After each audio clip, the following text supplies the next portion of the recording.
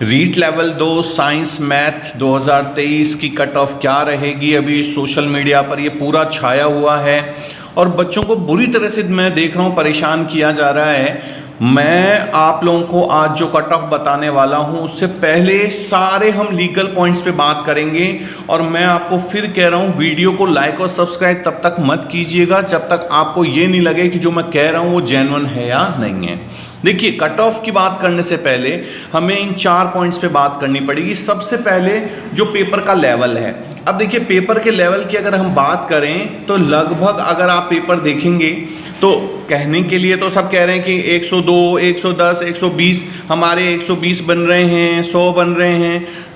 अगर जेन्युइन बात की जाए, देखिए मैथ, अब आपको मैं एक स्टेटमेंट बताने वाला हूँ जो शायद आप लोगों को बहुत कुछ समझा देगा। अपने एक नोन टीचर हैं जो लगभग 7-8 साल से मैथ्स पढ़ाते हैं 12th लेवल तक। उन्होंने भी एग्ज़ाम दिया था। मैंने उनसे पूछा कि सर एक बात बताओ, कितने क्वेश्चंस हुए आपके? सिर्फ मैथ्स का बताओ आप। तो उनका जवाब था, सर 24 क्वेश्चन तो कर लिए अपन ने, बाकी के जो क्वेश्चंस थे वो थोड़े ऐसे थे, मतलब घुमाने वाली बात थी। उनके 24 क्वेश्चन हो रहे हैं जिन्होंने 7-8 साल से जो रेगुलर पढ़ा रहे हैं। ये बहुत बड़ा फैक्ट है। ये चीज़, ये जो मैंने स्टेटमेंट दे रहा हूँ ये आप लोगों के बहुत काम आने वाला है, गौर से सुन लीजिएगा इसको। अगर वो लोग 24 क्वेश्चनों पे हैं तो जिन बच्चों ने कोचिंग से तैयारी की है, कोचिंग के आज आप वापस से बैठ करके नोट्स देखिएगा। ये जो आप लोग लाखों रुपए कोचिंगों में खर्च करके आते हैं, वहां के नोट्स और वहां के जो पेपर का लेवल है, देखिएगा कितने क्वेश्चंस आ रहे हैं। देखिए, क्वेश्चन उनके ज़्यादा सही हुए हैं जिनका बेसिक क्लियर है, जिन्होंने कोचिंग वगैरह करने के बाद, जिन्होंने सेल्फ स्टडी अच्छे से की है, एनसीईआरटी आरबीसी की बुक्स अच्छे से पढ़ाई की है, उनके क्वेश्चन सही हो रहे हैं, वो भी एक लेवल तक के। अगला देखिए, मैथ्स के बाद साइंस।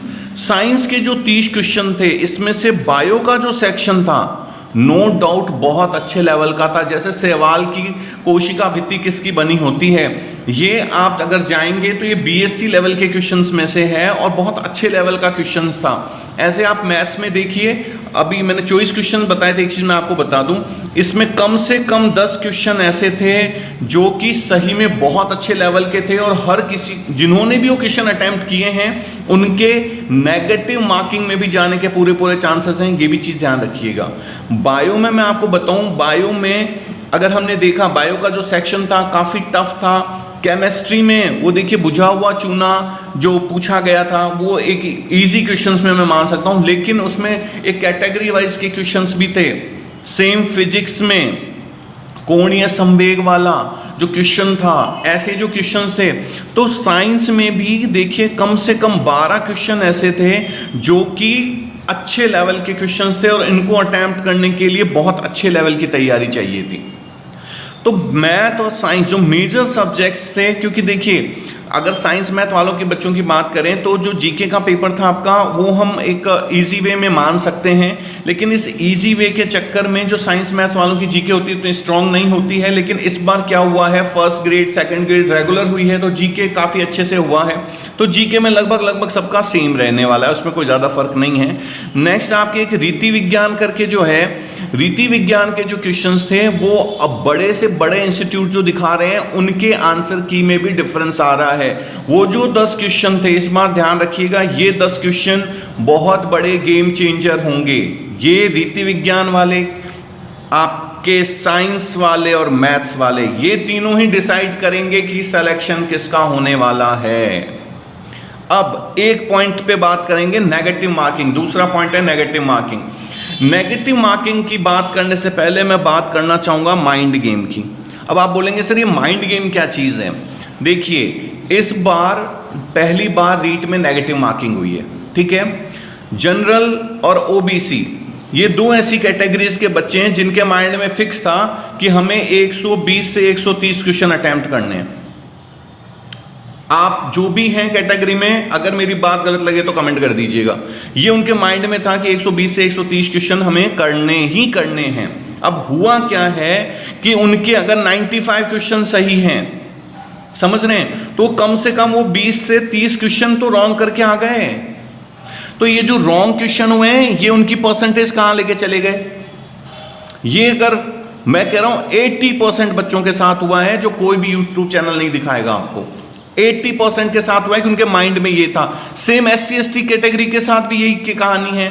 उनको भी फिक्स था कि कम से कम हमें 100 क्वेश्चन तो अटेम्प्ट करने ही करने हैं, 100 क्वेश्चन तो राइट होने ही चाहिए। इस चक्कर में वो भी नेगेटिव मार्किंग में फंस गए हैं। नेगेटिव मार्किंग से क्या होगा, ये जो आपके एक्चुअल मार्क्स थे इसमें भी आप 10 से 15 नंबर तक नीचे चले गए हैं। तो ये एक बहुत बड़ा फैक्टर है इस बार नेगेटिव मार्किंग का। और जो एग्जाम में बैठने से पहले हमारे अंदर कचरा भरा जाता है अलग अलग इंस्टीट्यूट की तरफ से कि भाई तुम इस कैटेगरी में हो तो इतने क्वेश्चन तो होंगे ही होंगे। दूसरा, पिछली बार 135 कट ऑफ गई थी, सभी के माइंड में ये तो पहले से फिक्स था कि 135। उस टाइम नेगेटिव मार्किंग नहीं थी, समझ रहे हैं। अब फोर्थ और सबसे इंपॉर्टेंट पॉइंट, क्या पेपर ईमानदारी से हुआ। वो तो चलिए वो मैरिज गार्डन वाला पकड़ में आ गए वो लोग पेपर के लिए, अब क्या कहानी हो तो आगे का पता चलेगा। अगर ये चीज़ सही रही, उम्मीद है मुझे इस बार, क्योंकि गवर्नमेंट के ऊपर भी काफ़ी प्रेशर था, ईमानदारी से हुआ है, तो मैं जो कट ऑफ बताने वाला हूँ ये आप मान के चलिए, अभी नोट कर लेना, 101% यही रहेगी। लेकिन अगर ये चीज़ नहीं हुई होगी, क्या पता कोई और मैरिज गार्डन हो जहाँ तक हमारे नज़रें नहीं गई हों या नहीं पता चली हो, तो हम भी कुछ नहीं कर सकते। तो आप समझ रहे हैं मैं क्या कहना चाहता हूँ। तो अब हम बात करते हैं कट ऑफ पे। कट ऑफ पे चलते हैं। अब ये जितने भी पॉइंट्स हमने बात की है कि भाई पेपर का लेवल क्या था, कैसे कैसे बच्चों ने क्वेश्चन अटेम्प्ट किए, क्या दिमाग में चल रहा था, तो देखिए अभी जब पेपर करके आए तो जिनके माइंड में 120 क्वेश्चंस थे, घर पे आकर के जब उन्होंने अलग अलग इंस्टीट्यूट वगैरह से चेक किया तो वो आ गए हैं 105 से 110 पे।